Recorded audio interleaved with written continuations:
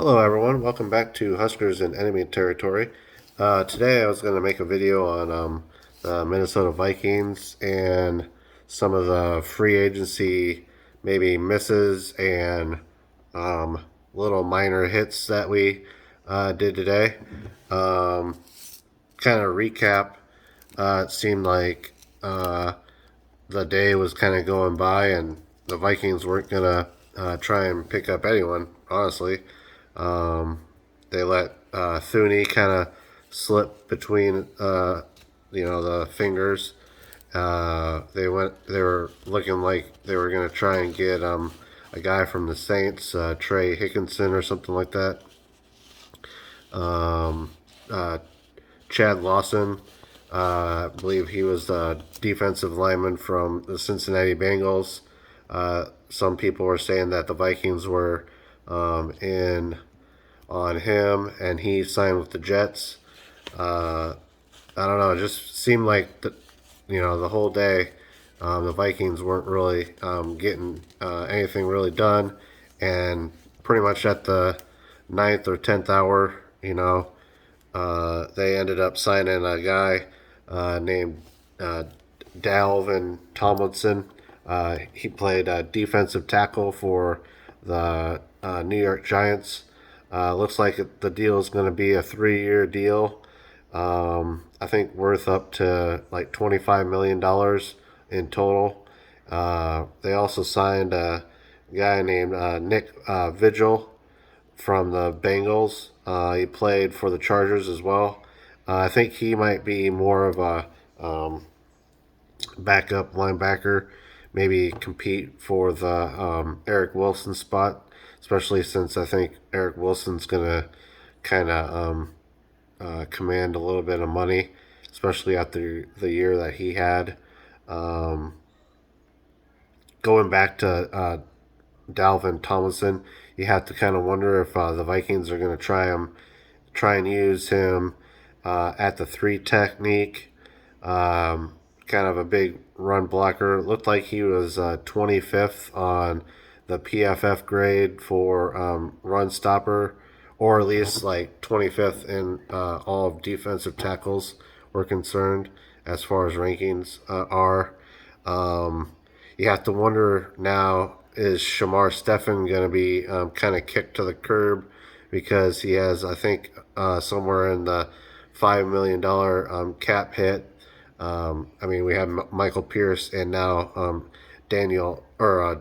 Dalvin Tomlinson in the mix. Um, Shamar Stephen, he didn't really do anything for us last year. He was porous like limestone, you know what I mean? He couldn't stop anything. So basically, that money is going to be wasted if we keep him around. You might as well just draft a dude in like the 6th or 7th round. He'd probably be more promising than Shamar Stephen, honestly. It looks like some of the other guys that the Vikings are going to try and look at are the cornerback Shaquille Griffin. He played for Seattle. He When he came out of college, he was for UCF when Scott Frost was there. Um, I haven't really seen any other types of free agency buzz or like targets as of right now. But some news has came out that Anthony Harris might be back on a deal, and you have to wonder like, is would he just come back on a cheaper deal? Um, After last year, man, you kind of have to wonder what he could really bring to the table because he had a real bad year last year. It just seemed like he was getting burnt. I don't even think he had one interception. That was down from the year before, where he had like I think like 7 or 8, maybe even 9 interceptions. So that was a big down year last year for him. And a lot of people say that it might be just from him having to babysit some of the cornerbacks, but I mean, I'm not sure what his deal was really this year. Some good notes as of late. Adam Thielen, I guess they're in talks for him to um, restructure his deal, maybe get some room and be able to bring in a Shaquille Griffin. Obviously, a lot of people have heard that Anthony Barr has restructured his deal. I think that saved like $4 or $5 million for the cap. So honestly, we're in a pretty good spot.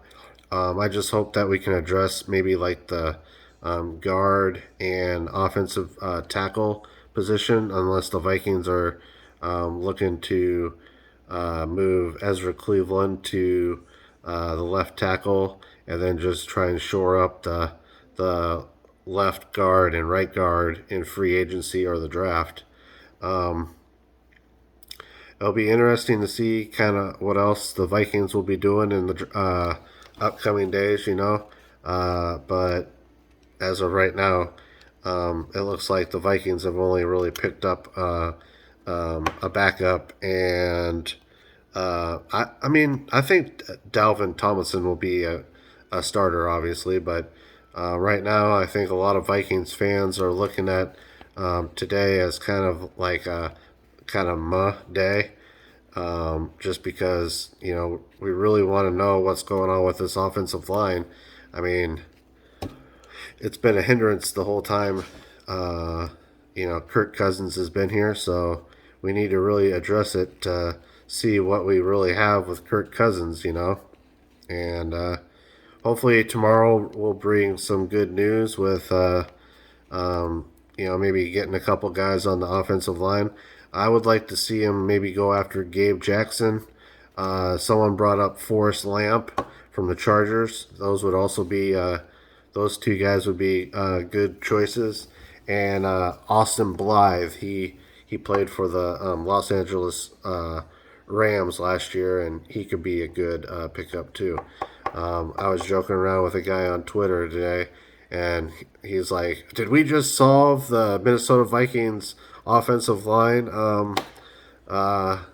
issue?" And I was like, "Well, sounds like it. If we could get those three guys in, you never know. You just have to see what they can bring to the table, and it would be a good day if the Vikings can kind of solve their offensive line, you know, debacle or whatever you want to call it.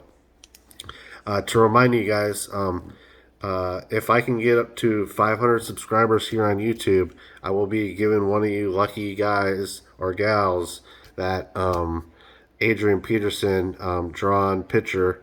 It looks like it's about I don't know, 15 by 20 sized picture. No charge to you.